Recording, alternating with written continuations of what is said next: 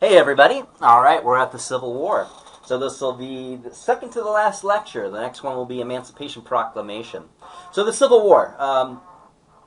This is a very profound human conflict for obvious reasons. 600,000 casualties. It's going to result in the freeing of slaves to end that terrible paradox in American history. A country that identified itself with the concept of freedom and liberty, yet rested its economic base on the institution of race-based slavery. Not just slavery, but race-based slavery. And the consequences of this war are definitely still being felt with us today. So, a very profound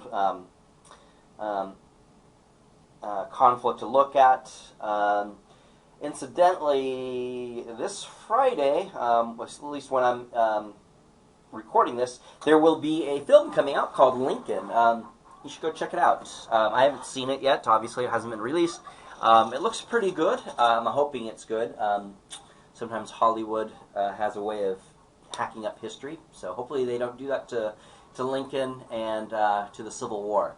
But it seems like it would be a very good film. It stars Daniel Day-Lewis as Lincoln, Tommy Lee Jones, and a couple other big stars that people get excited about when they see for some reason.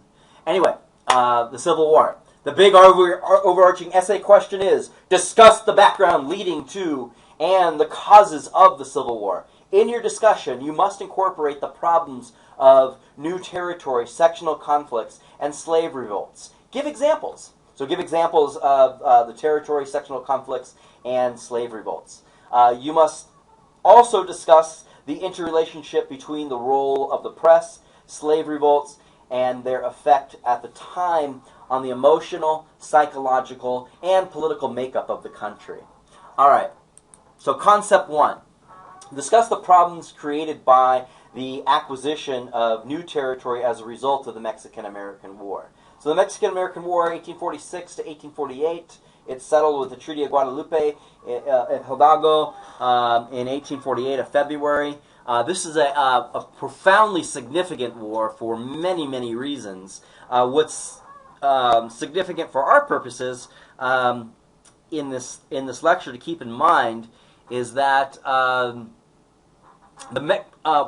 of what causes the Mexican-American War, it has many causes, but part of what causes it is the prevailing ideology of the time called manifest destiny. So it's this idea that God or providence or history was behind this unfolding of events that destined Protestant, white Anglo-Saxon Protestants to settle the continental United States from the Atlantic coast all the way to the Pacific coast, right? And so that concept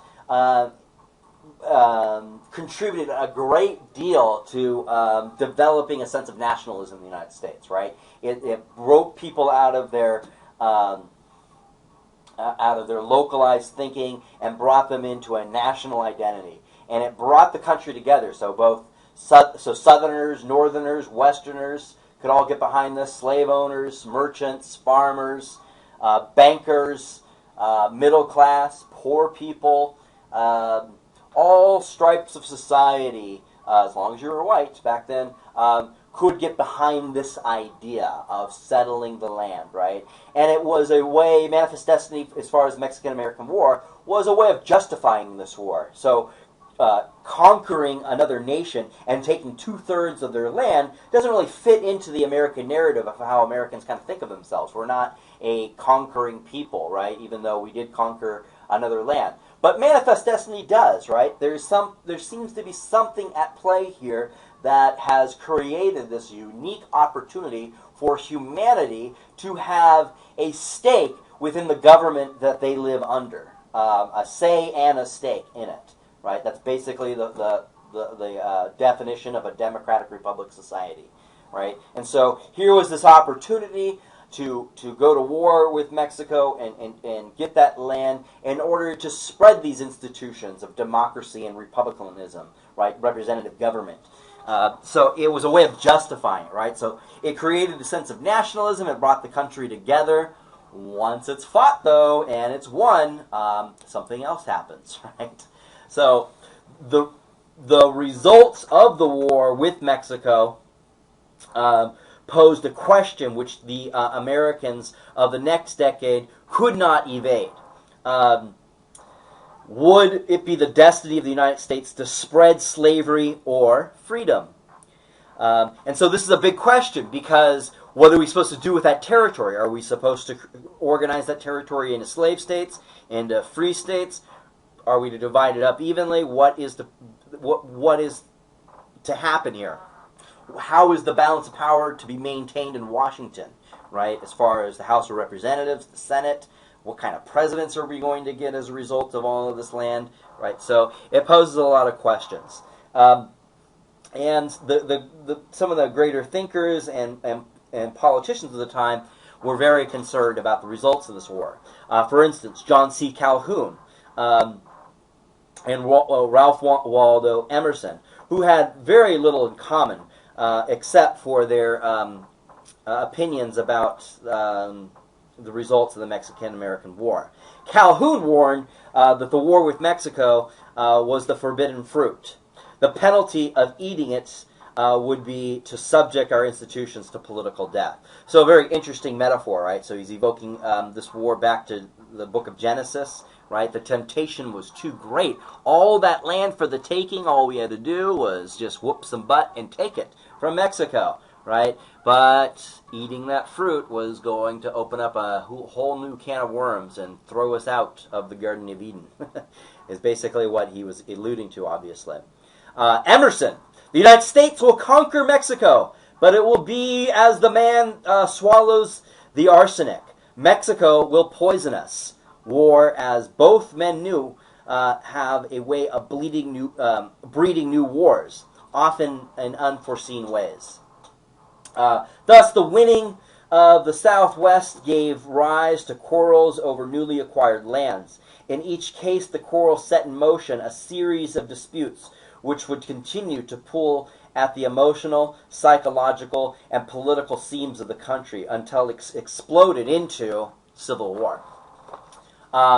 It is ironic that the anti-slavery movement concentrated on the states where slavery existed. It made little headway in doing so. But when the focus shifted to the territories where slavery did not yet exist, the issue became so explosive that it eventually split the nation. There are several reasons for this. So again, to reiterate, the abolitionist movement had been kind of floundering. It was around, but it really wasn't really making an impact in any great way. It started gaining momentum in the 1820s, 1830s, but no one really took these people very seriously. But post-Mexican-American War, the issue is going to come to a front. So the reasons for this, once it's focused on the territories. Reason number one, the Constitution clearly denied Congress the authority to abolish slavery in the states. But the territories were a different matter. They belonged to the nation, to the federal government, in other words. The precedent of the Northwest Ordinance of 1787 and the Missouri Compromise of 1820 seemed to give Congress the authority to prohibit slavery in the territories. Second, during the 1850s, the question of slavery in the territories divorced race from the issue of slavery and made the slavery issue a matter of fundamental principle, far removed from the reality of America's black slaves. Northerners were no more eager than Southerners to have blacks as free and equal members in their society. To them, abolitionism threatened to turn millions of blacks loose on white society, a prospect that during the 1830s provoked dozens of northern mobs to attack abolitionists and free blacks. Nonetheless, many Northerners had become convinced that slavery was the direct antithesis of all they associated with freedom, for obvious reasons, right? In its essence, slavery robbed people of their labor, the very instrument by which free men and women determined their own destinies. For Northerners and Southerners alike, the territories represented the future. The conflict over slavery in the territories became a struggle for control of that future. Most slave owners believed that their way of life could endure and thrive only if they had full freedom to take their slave property into the open territories. To deny them that right, they believed, was the subject would subject them to a tyranny that deprived them of the foundation of their present prosperity and their dreams for the future. So slave owners are going to feel their freedom and their liberties being robbed for them because they have a God-given right to own slaves. To the Northerners, the open territories also symbolized an open future, full of potential and opportunity. But many now considered the expansion of slavery to be incompatible with their own freedom to make the best life their talent and labor would allow. They feared that slavery would jeopardize their future if it was permitted to enter the territories they themselves might want to go into. How are you supposed to compete? Slavery might give the slave owner an unfair advantage in, quote, the race of life. With only their own labor, how could they possibly compete with the labor and capital the planters could extract from their slaves? The debate over the expansion of slavery would become the key issue during the late 1840s and throughout the 1850s.